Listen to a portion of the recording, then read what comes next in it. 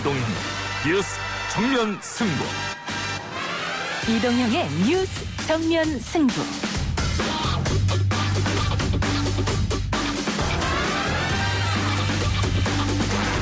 청취자 여러분 안녕하십니까, 이동형입니다. 8월 29일 다음 달 말쯤에 거대 여당인 더불어민주당의 당대표와 최고위원을 뽑는 전당대회가 열립니다.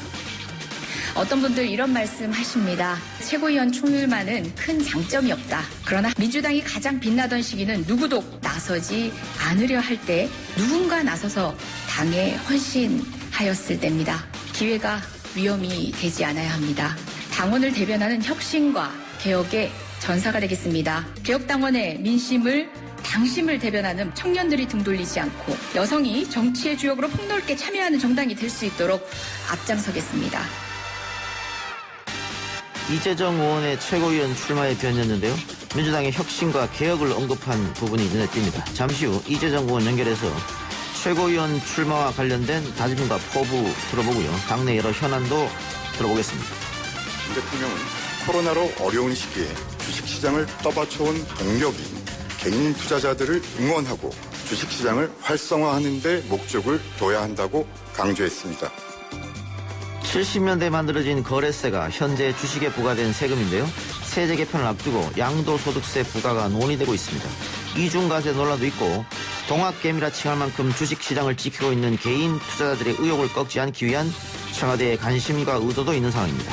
자본시장연구원 황세훈 자본연구실장 연결해서 그 의미와 변화 방향 알아보겠습니다. 또 중국의 홍콩 보안법 통과 이후 탈홍콩 러시, 이번엔 서방 주요 언론사들의 아시아 지부가 홍콩에서 서울 또는 다른 나라로 이동하고 있다는 소식입니다. 중국 전문가 우수근 교수 연결해서 어떤 내용인지 알아보겠습니다. 오늘 연예뉴스 코너에서는 배우 신현준 갑질 논란을 비롯한 연예계 소식 알아보고요. 빅데이터 코너에서는 이번 주 포털에서 언급된 빅데이터를 통한 이슈와 흐름 분석해봅니다. 7월 17일 금요일 이동규의 뉴스 정면 승부 시작합니다.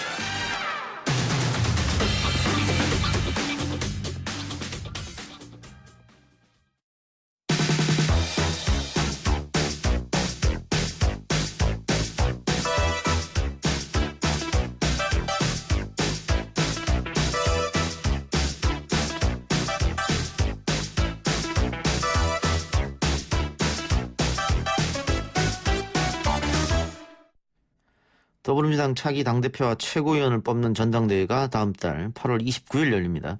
현재까지 당대표는 이낙연 대 김부겸 양강구도로 흘러가고 있죠. 최고위원으로는 오늘 이재정 의원이 처음으로 출마 선언을 했습니다. 민주당의 혁신, 개혁 전사되겠다며 출마 포부를 밝힌 이재정 의원 직접 만나보겠습니다.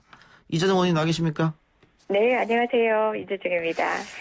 예, 지금 뭐 당대표 후보자들은 출사표를 두 분이 던졌는데 최고위원은 네. 처음인 것 같아요? 네, 뭐 공식적으로 이렇게 기자회견 방식으로 밝힌 사람은 제가 처음이었던 것 같고요. 예. 뭐 다른 방식으로 이제 출마 의사를 보이신 분들은 몇 분 되는 것 같습니다. 예. 지금 네. 최고위원은 선출직 5명, 지명직 2명이지 않습니까? 네네. 지명직은 청년과 여성 몫입니까? 어떻습니까? 뭐 반드시 특정하진 않았지만 예. 지난번 같은 경우는 이수진 최고위원이 노동의 역할과 여성의 역할을 또 함께 해주시는 예. 그런 역할을 담당하셨겠고요. 예. 그 지명직이 이제 어떤 그림으로 전체적인 지도부의 균형을 맞춰줘야 될지는 차기 당대표께서 아마 설계를 하시지 않을까 싶네요. 아직 결정되진 않았고. 그러면 네네. 선출직 5명에 도전하겠다 이 말씀이지 않습니까? 네, 맞습니다. 예. 지금 재선 의원이신데 선출직 최고위원에 도전하는 이유 좀 들어볼까요? 네, 뭐 민주당 전당대회 좀 예전에 비해서는 메리트 없고 그리고 또 흥행도 별로 안 될 것 같다 이런 얘기 많이 하시는데요. 예. 이게 정치에 있어서 흥행이라는 게 관심의 영역을 넘어선 사실은 치열한 토론과 때로는 논쟁거리를 제공하면서 전당대회가 당의 전열을 재정비하는 계기가 되기도 하는 것이거든요. 예. 그렇기 때문에 어떤 의미에서 그런 역동성이 사라졌다는 것이 아주 중요한 문재인 정부 집권 하반기에 있어서의 우리 고민들을 다소 얕은 수준으로 머물게 하는 것이 아닌가라는 고민들이 있었습니다. 예. 제가 많은 분들에게 상의드릴 때마다 꼭 지금 나갈 필요 있겠는가, 역할보다는 책임이 더 많이 주어지는 때다라는 말씀, 저를 아끼시는 정치 선배님들도 많이 하셨는데요. 지금이야말로 어떻게 보면 그럼에도 불구하고 당이 필요한 일들은 있고 그것들을 해내야 될 누군가가 필요하다면 저는 하겠다라는 생각입니다. 흔히 안정, 관리 이런 얘기 나오고 있는 전당대회 시기라 더더욱 그런 역동적 고민이 부족할 것 같아서 거기에 적합한 사람은 40대, 이제 적은 나이는 아니지만 당에서는 재선 막내입니다. 예, 40대 기수로서 조금 더 진취적인 가치를 부르짖어온 제가 합당하지 않나. 이미 어떤 요구를 받는 위치에 있다라는 생각을 했습니다. 당의 역동성이 좀 떨어지신다고 말씀하셨는데 역설적으로 의석을 너무 많이 얻어서 그런 겁니까? 그것만은 아닌 것 같습니다. 사실은 이 역동성이라는 고민은 의석수가 적었을 때도 많았을 때도 있었던 것 같습니다. 그 역동성이라는 건 흔한 정파 간의 갈등이나 대립이 아니라 어떤 가치를 정립해 나가고 그것들을 정책과 제도 안에 실현해 나가는 방법에 대한 논쟁일 수도 있거든요.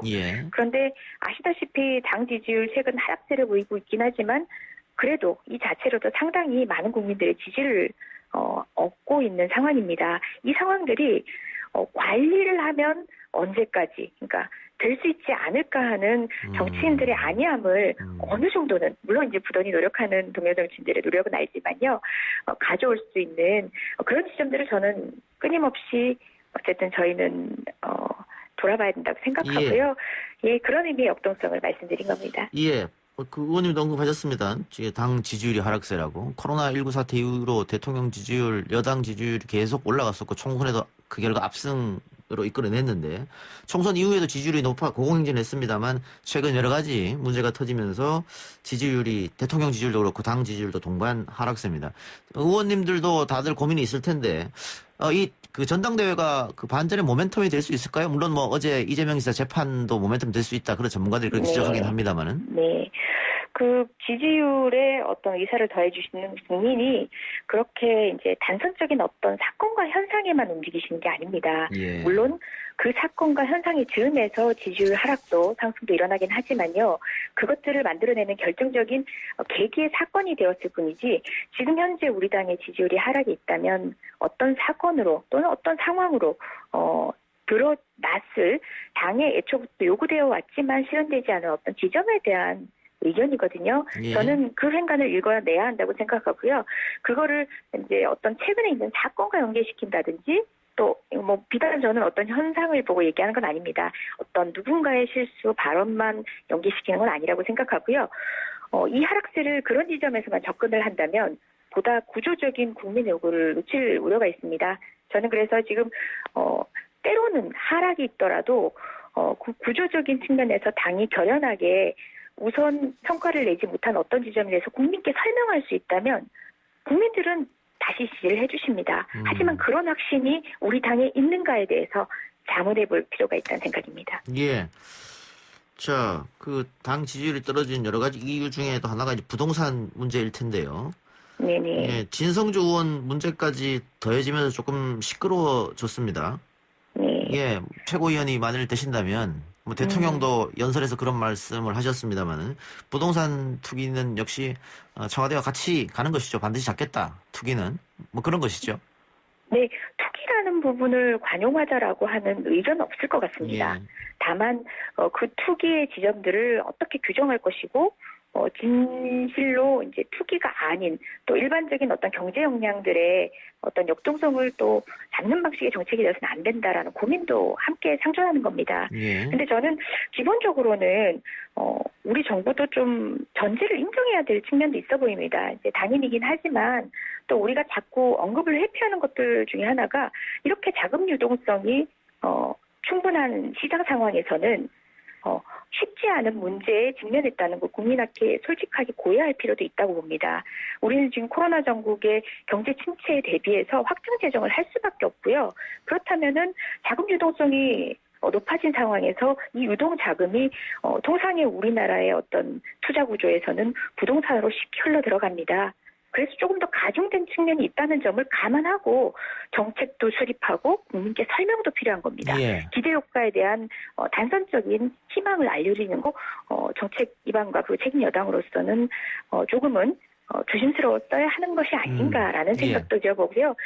쉽지 않습니다. 말로는 쉽지 않은 문제고 또 하나하나의 정책으로도 선뜻 모두 해결해 뵈기 쉽지 않은 거기 때문에 아우러진 모든 상황들을 솔직하게 수시로 모두 말씀드릴 필요가 있다는 얘기입니다. 예. 그게 바로 소통의 과정이 그런 것들을 이해할 수 있도록 만들어내는 과정들이거든요. 예.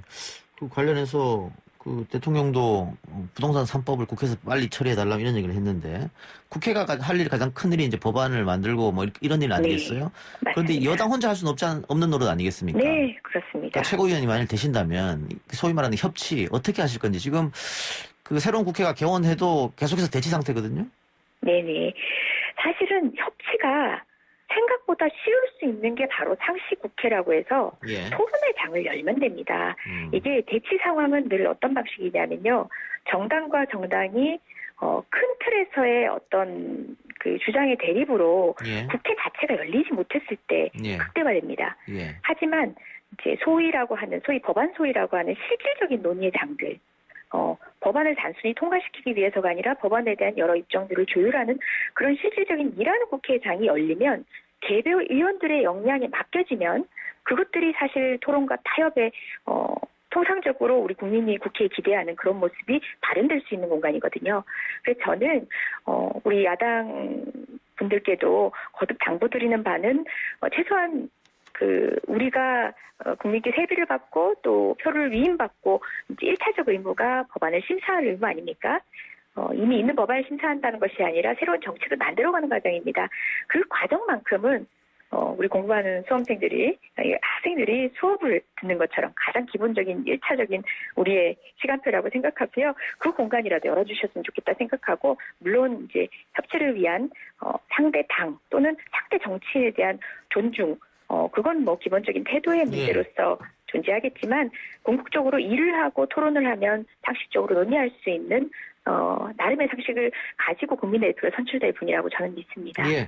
상시 국회를 열어서 토론의 장을 열면은 의외로 협치가 쉽게 열릴 수 있다 이렇게 말씀해 주셨는데. 네, 제가 특히 법안 소위를 강조했습니다. 예. 네. 공수처 문제는 어떻게 됩니까? 이건 뭐 이미 지난 국회에서 토론 끝에 통과된 거잖아요. 그런데 지금 네네. 야당은 협조하지 않겠다 이런 스탠스니까 어떻게 보세요? 네.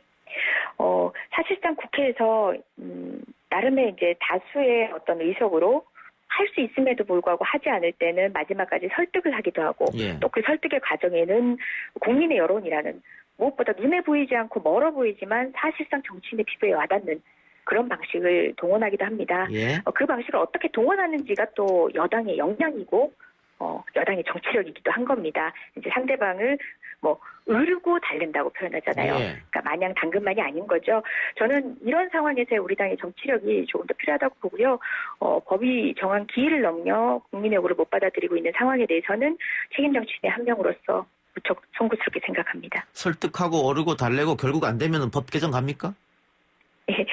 저희가 최선의 노력이라는 것은 예. 이번 총선을 통해서도 부여받은 나름의 방식의 정책에 대한 방향이 있습니다. 그 부분은 더불어민주당만 지켜야 하는 것들이 아니라 야당 역시도 무게감을 느껴야 할 겁니다. 저는 그런 입장입니다. 알겠습니다. 자, 그 내년 4월 재보궐선거판이 커지는 상황인데요. 서울과 부산시장 선거가 있는데 민주당이 후보를 내야 되느냐 말아야 되느냐 논란이 좀 있습니다. 당헌 당규를 또 고쳐야 되는 작업이 필요하고 만일 후보를 내게 되면 김부겸 전 의원은 필요하면은 당헌을 개정해서라도 내야 한다라고 얘기했습니다만은 당에서 또 전재수 의원 같은 경우에는 부산시장 내지 말아야 된다.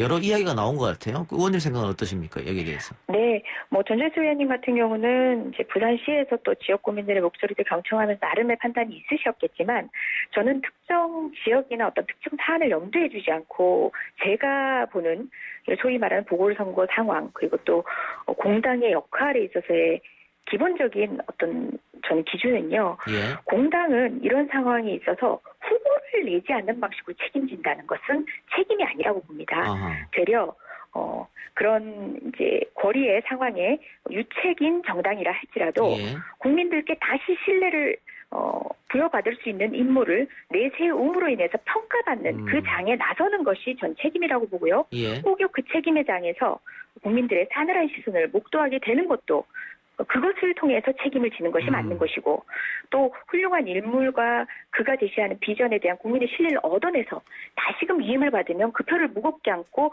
또다시 묵묵히 역할을 이어가는 것도 책임이라고 봅니다. 정치인의 책임은 후보를 낸다 안 낸다로 그렇게 단편적으로 바라볼 것이 아니다. 예. 공당의 책임은 그렇게 단순하지 않다는 생각입니다. 예. 설사 선거에서 지는 한이 있더라도 심판을 다시 한번 받아봐야 된다. 국민들한테 한 번씩 책임을 받아봐야 된다. 이 말씀으로 들리네요. 네, 정치적 기본으로 돌아가서 공당의 역할과 선거의 의미, 그리고 또 대의제의 의미가 무엇인지를 따져본다면 지금 다른 의견들, 또 각 지역의 어떤 현안들을 인식하는 방식, 정부적 판단은 몰라도 기본적으로 그런 정치의 큰 틀에서는 그것이 제가 말씀드린 것이 마땅한 책임감의 태도라는 생각입니다. 당헌을 개정해서 후보를 낸다고 하는 것은 어차피 다음 지도부에서 결정하는 것이니까요. 예, 뿐만 아니라 당원 등에 대한 이제 의견도 또 해석의 의견도 또 다양하긴 하다고 들었습니다. 다만 그 부분을 넘어선 이제 전체적인 선거에 대한 의미를 제가 말씀드린 겁니다. 예. 의원님 지금 외통위 계십니까? 네네, 그렇습니다. 예. 청문회가 예정돼 있죠? 네, 다음 주입니다. 7월 23일 예. 인사청문회 준비로 저희 방도 또 최고위원 준비와 더불어서 함께 하고 있습니다. 예, 아무래도 여당이다 보니까 또 청문회에서 그 수비수 역할을 좀 해야 될 거 아니겠어요? 지금 네. 미래통합당에서는 반드시 낙마시키겠다 이런 전략인 것 같은데. 네, 저도 무조건 수비하지 않습니다. 저도 검증하겠습니다. 예. 국민 눈높이에서 이 두 분이 반드시 낙마돼야 될 타겟팅으로 누군가의 부당한 공격을 받는다면 그런 의미에서는 수비할 수 있겠지만, 저는 다소 문재인 정부의 지금 현재 대북 정책과 외교 통일 어떤 상황에서 부족하다고 생각했던 지점들에 대한 이 두 분의 역량을 검증하는 데 초점을 맞출 생각이고요. 그런 국민의 눈높이에 맞는 검증에 미래통합당도 결과를 이미 정해놓고 다가서지 마시고요. 의혹이 있으면 문제제기를 하는 것은 마땅합니다. 예. 그리고 후보자는 마땅히 그에 대한 충분한 자료를 제출하고 해명을 해야 하고요. 그뿐만 아니라 그런 것들이 흔히 우리가 눈살 찌푸리는 인신공격성의 문제가 아니라 후보자의 역량과 지금 위중한 한반도 사태의 적임자인 가 한반도 사태의 역할을 해나갈 수 있는 장관직, 국정원장직에 적합한 자인가를 검증하는데 주력해 주셨으면 좋겠습니다. 국회의 역할입니다. 예, 후보자 역량, 또 정책 검증 준비 잘 하시고요. 마지막으로 왜 내가 최고위원이 돼야 하는지 한 말씀 듣고 인터뷰 마치겠습니다. 예, IMF 이후에 정말 사회에 진출하는 게 어려웠던 바로 90년대 학번을 둔 40대입니다. 아직도 민주당에선 재선 막내, 그리고 간사조차 하기 쉽지 않은 정치권 막내이지만요. 이제 저를 비롯한 제 후배들, 우리 청년들은 특정 몫이 아니라 그냥 목소리를 반영해 주겠다가 아니라 이제 우리 사회의 주류로서 목소리를 내고 그리고 또 책임도 함께할 때입니다. 그 역할 제가 하겠습니다. 예, 의원님 오늘 인터뷰 고맙습니다. 네, 고맙습니다. 예, 지금까지 최고위원회 출마 선언한 더불어민주당 이재정 의원 만나봤습니다. 예, 라디오 청취율 조사 기간 중입니다. 02로 시작되는 전화가 오면 받으시고요. 어제 어떤 라디오를 들었냐고 질문이 오면 YTN 이동의 뉴스 정면 승부 들었다 말씀해 주시기 바랍니다. 유료 문자 샵 0945번으로 또 응원 문자 보내주시면 커피 쿠폰 보내드리는 이벤트 실시하고 있습니다. 샵 0945번으로 많이 참여해 주시기 바랍니다. 1부 순서 마치고요. 2부 기자 언박싱 코너로 돌아오겠습니다.